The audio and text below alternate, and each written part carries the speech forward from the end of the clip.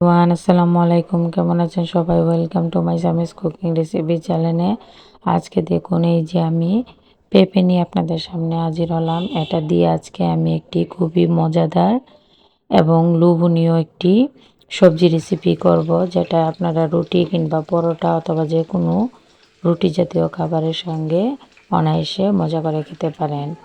এই যে এখানে আমি এর জন্য ডাল নিয়ে নিয়েছি, ধুয়ে মুসুর ডাল। আর এখানে আমি পেঁপে এবং আলুগুলো খুব সুন্দর করে ধুয়ে কেটে নিয়েছি। চলুন রান্না শুরু করা যাক। এখানে প্রথমে আমি চুলায় একটি ফ্রাই প্যান বসিয়ে এর মধ্যে রান্নার সাদা তেল দিয়ে দিয়েছি। তেলটাকে আমি ভালো করে গরম করে নেব।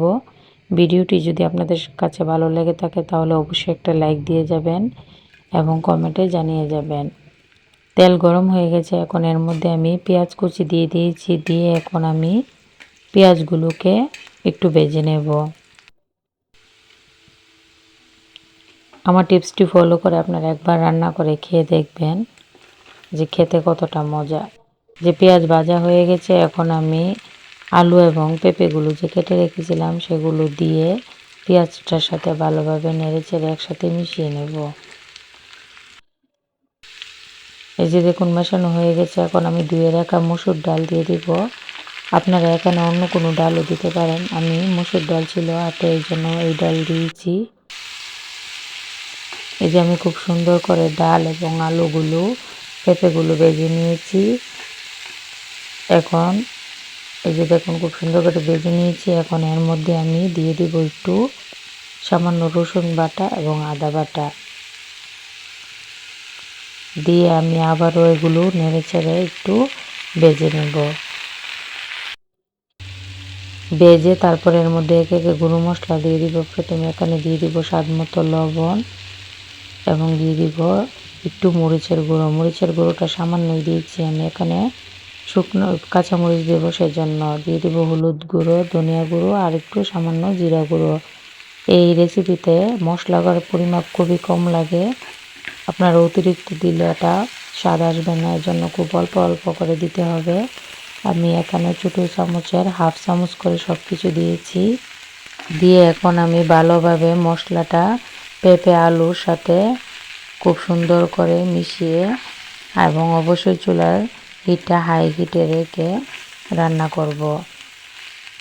মশলাটা দিয়ে একটু ভাজা ভাজা করলে এতে অনেকটা স্বাদ আসে। যে দেখুন, আমি খুব সুন্দর করে একদম মাখো মাখো করে ভেজে নিয়েছি। এই পর্যায়ে ডাল, পেঁপে এবং আলু সিদ্ধ যাতে ভালোভাবে হয়ে যায়, এখন এর মধ্যে একটু পানি দিয়ে দিচ্ছি এবং চুলার আঁচটা কিন্তু আমি হাই হিটে রেখেই রান্নাটা করছি। এখন আমি ভালোভাবে একসাথে মিশিয়ে নিচ্ছি। ফিরে আসছি কিছুক্ষণ পর।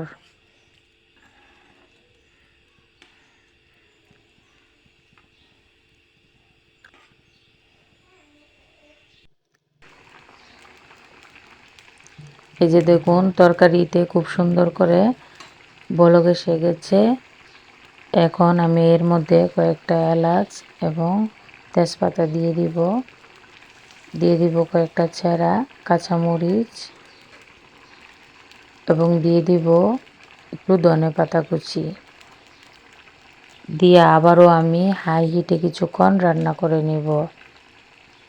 আপনারা ভাজি কিংবা তরকারি যে যেটাই বলুন, এভাবে একবার আপনারা রান্না করে রুটি, পরোটা অথবা যে কোনো পিঠা জাতীয় খাবারের সঙ্গে খেতে পারেন।